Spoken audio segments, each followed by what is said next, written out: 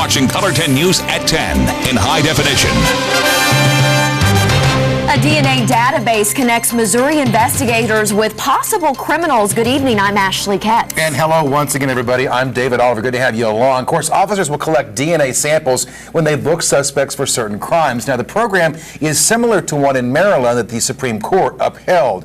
And tonight, new at 10, Kevin Schwaller looked into Missouri's version. Justices ruled that taking DNA is okay after an arrest for what the court calls serious crimes. Now, here's how it's working in Missouri. These are offender hits. This could be a detective, for example, finding DNA at a crime scene. It's a hit when it matches someone's DNA who is already in the database.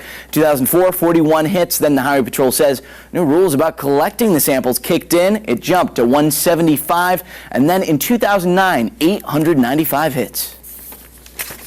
Christian County deputies can take a suspect's mugshot, fingerprints, and DNA in some cases. Crimes like murder, assault in the first degree, assault in the second degree. You've got the burglary in the first degree. Christian County prosecutor Amy Fight says DNA can help ID suspects or clear them. They were a suspect, but you've got a DNA sample and you can exclude them, then that is a very beneficial thing to that person. So if the suspect is arrested in one of these cases, officers will swab the mouth, put it on a piece of paper, and send it off. There's also a mechanism built into the current statute we operate under that if DNA is taken from an arrestee and no charges are later filed, there's a mechanism within that to expunge that particular sample, removing it from the database. In the Maryland case, Justice Antonin Scalia wrote a dissenting opinion calling the ruling an incursion upon the Fourth Amendment. Others echo his concerns. It allows the police to search for evidence of unsolved crimes by taking DNA samples from people who they have no reason to suspect have any relationship to those crimes. It's a very useful tool for law enforcement. And rules in the last decade are helping Missouri's DNA collection expand. According to the Highway Patrol, the number of DNA samples collected in Missouri between 2004 and 2010 jumped from 27,000 to nearly 216,000. Interesting numbers there tonight, Kevin. Thanks. Also new at 10, a Lebanon woman is on probation tonight for taking money from Joplin tornado victims without providing services they were promised. The Attorney General here in Missouri filed charges against Gloria Scholler last year, and she pleaded guilty last week. Scholler operated Insurex, a company that offered insurance, claim adjusting, and home repair services. A second person is charged as well in this case. Jeffrey Wolfson's trial will begin later this year.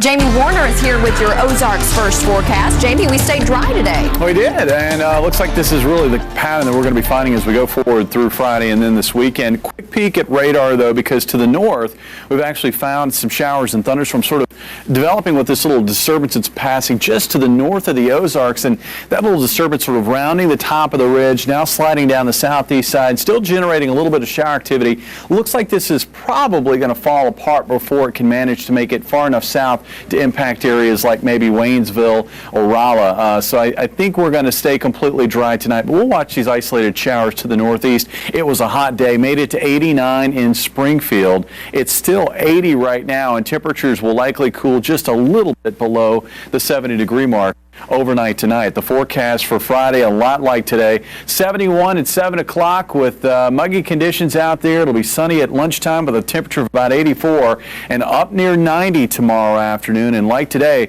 I think a shower is going to be very, very hard to come by.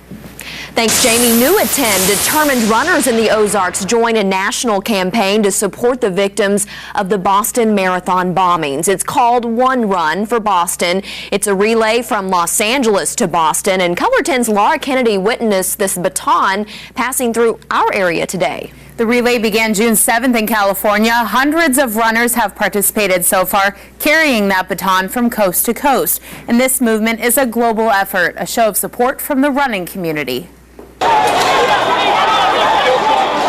On April 15th, the Boston Marathon bombings killed 3 and injured nearly 300 people.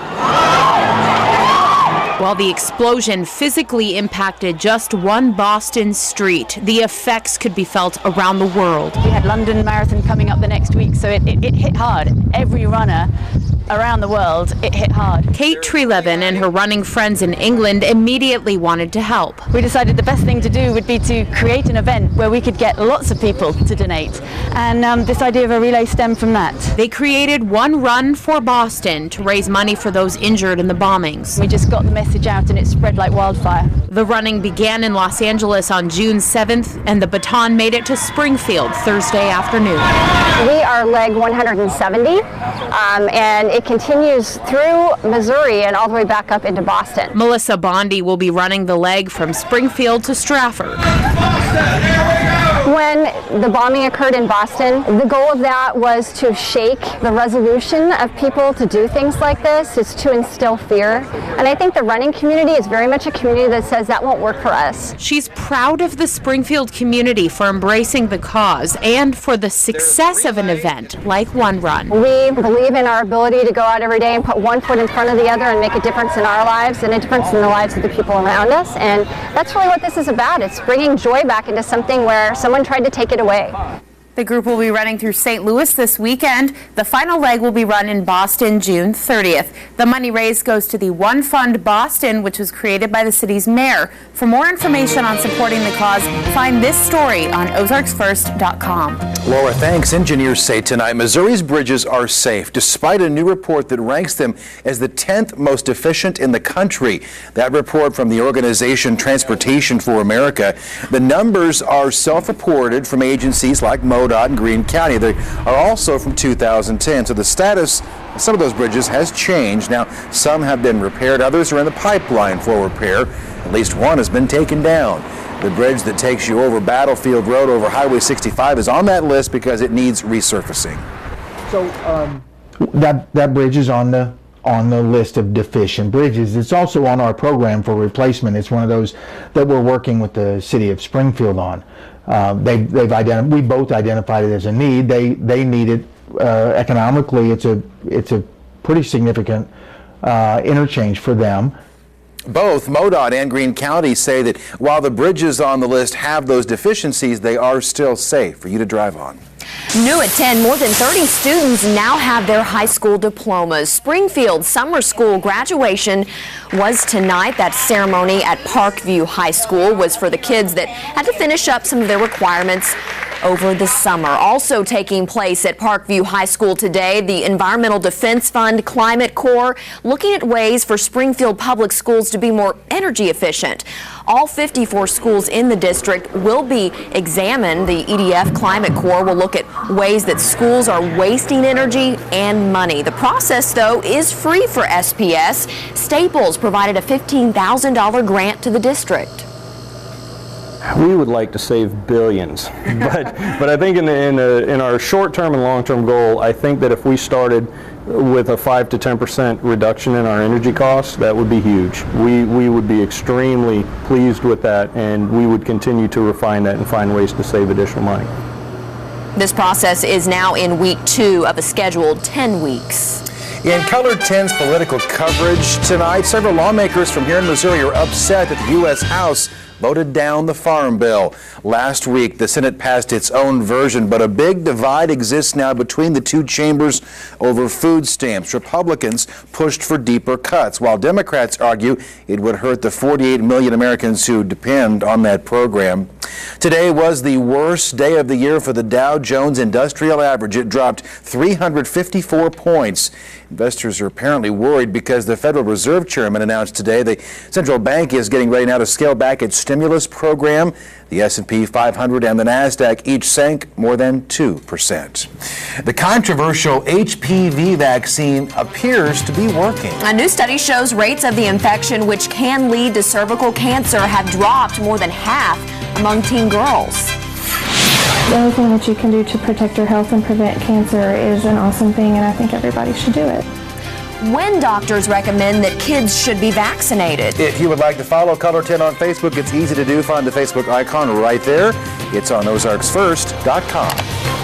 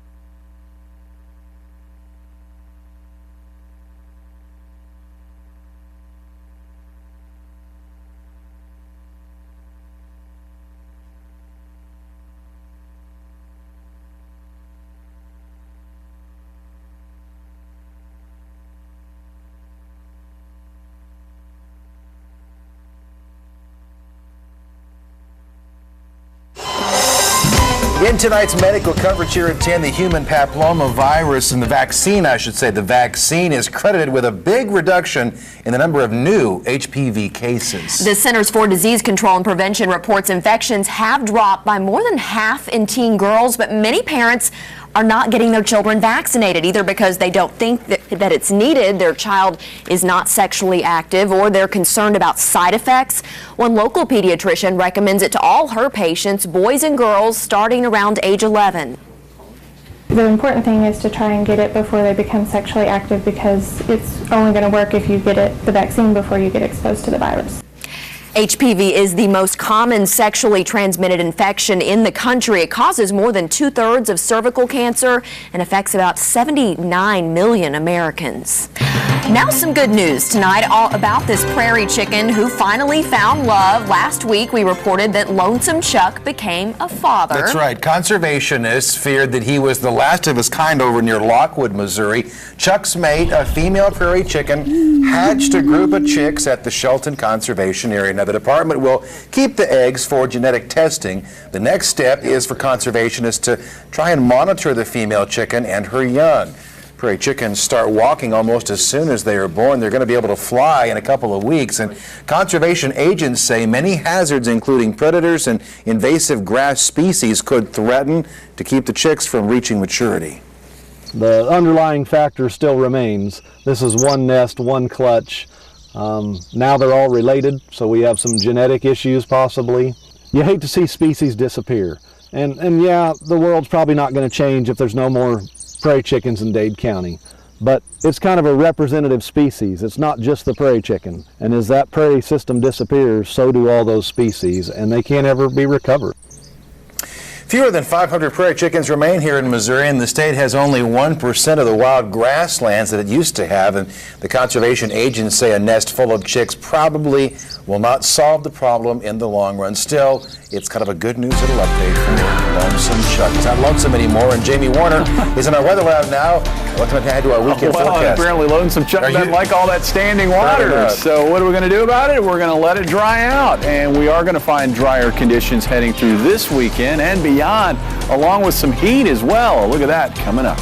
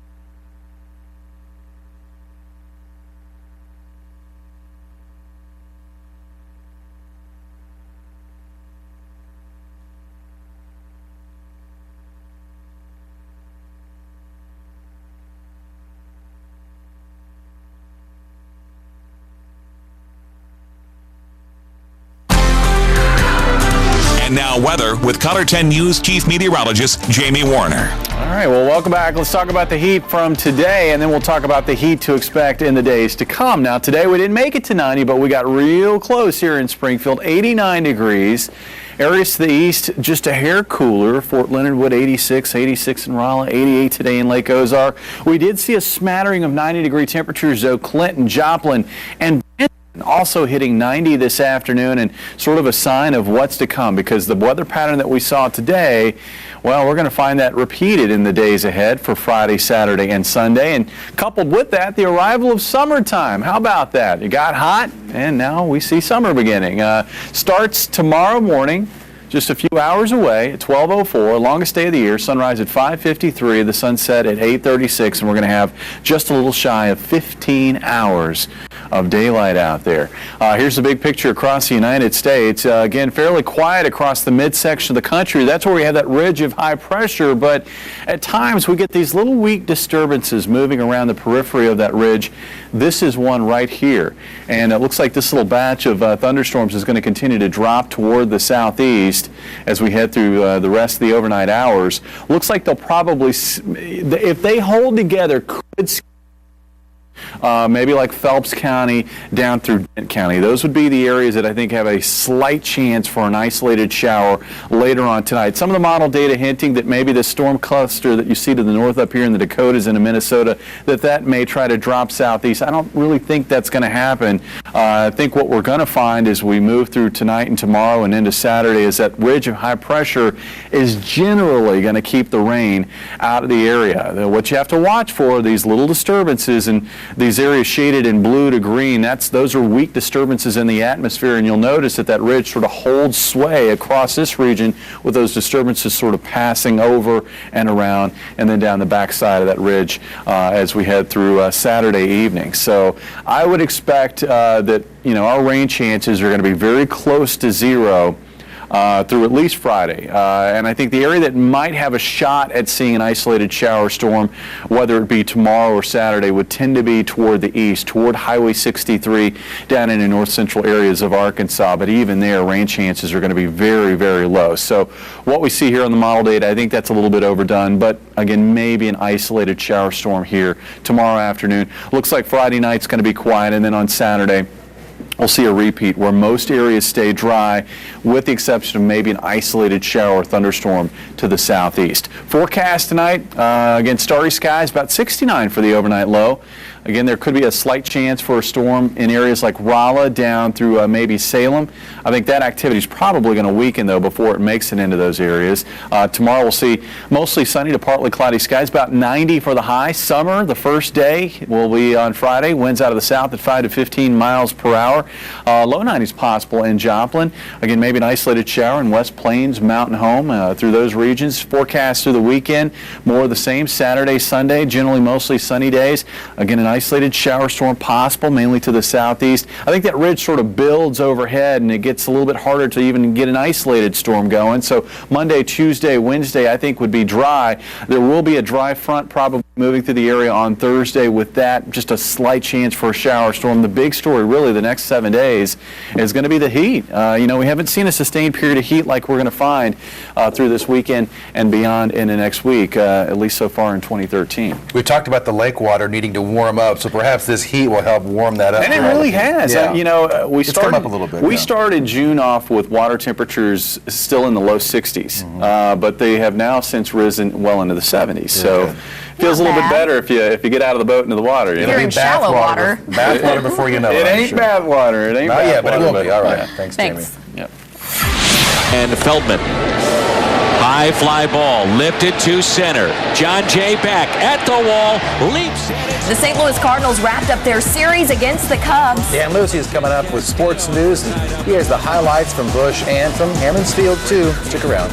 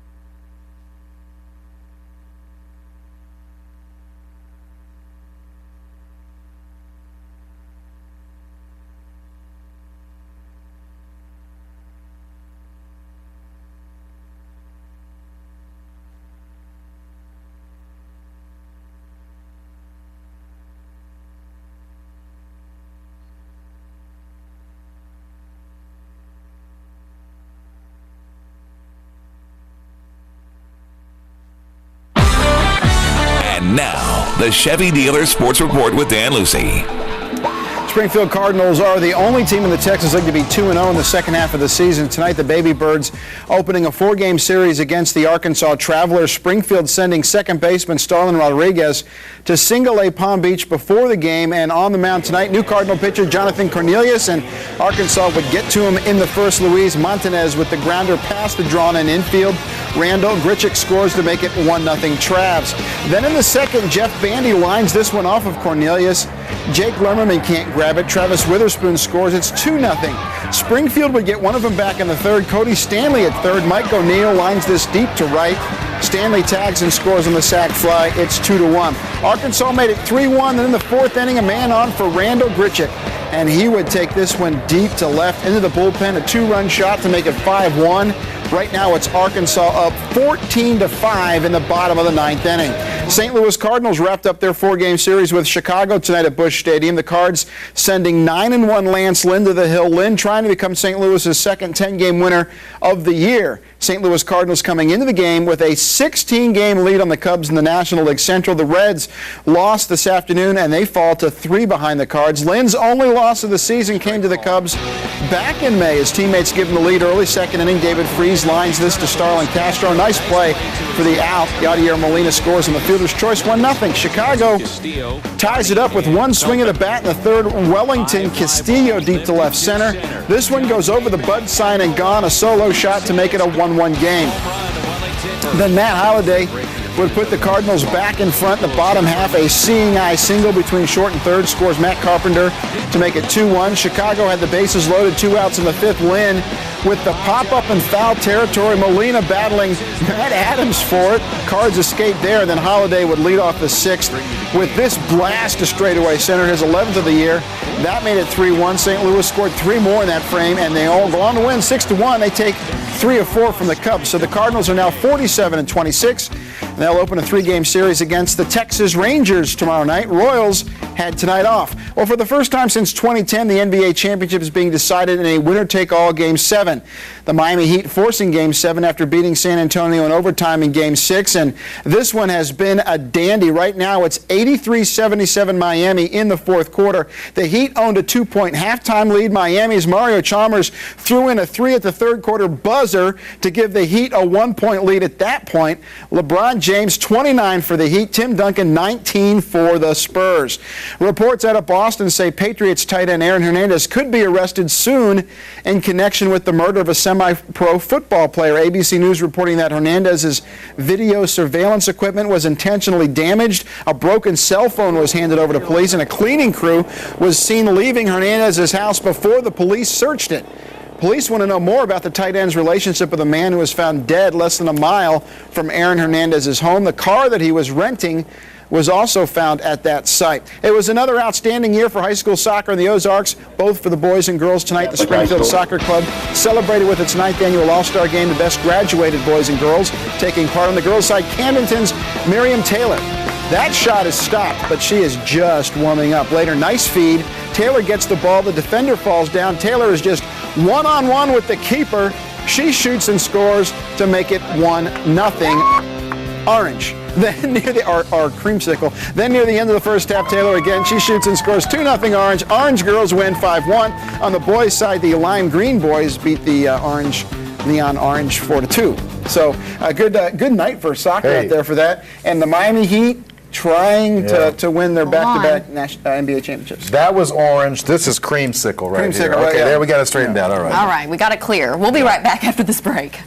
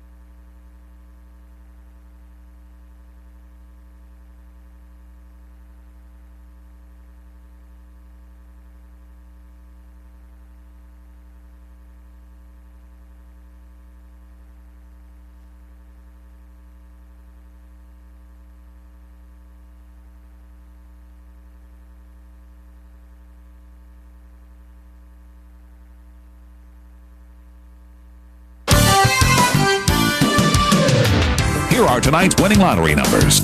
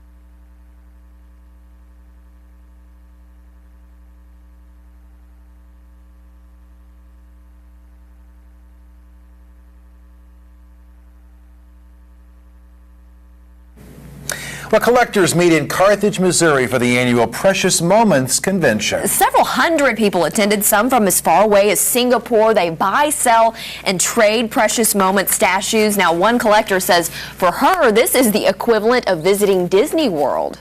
It's home away from home, so it's pretty much our one-year vacation every year, and we look forward to it. It's just something fun that we can do as a family, and I pass it on to my girls, and my mom's collection will come down to her daughters and vice versa. It'll keep on going down. And visitors also get to check out the 200 new statues coming out in 2014. Right down the road there off Always wanted to I-44. go. Yeah, let's check it out sometime. We're going to check out the weekend forecast. It's almost here. It is almost here, just like summer is almost here, just really a couple hours, less than a couple hours away from officially starting. It'll feel like it on Friday, high of 90, near 90 Saturday and Sunday. And if you're looking for rain, we're not going to find much, if any, through the weekend. And it looks like that pattern's going to hold right into next week. NBA Finals, huh? Yeah, about 3 minutes left. Miami's still up 88-85 in that game, so we'll see what happens. We will. Thanks, Dan. And thank you for staying up late with us tonight. We'll see you back here tomorrow. Good night, folks.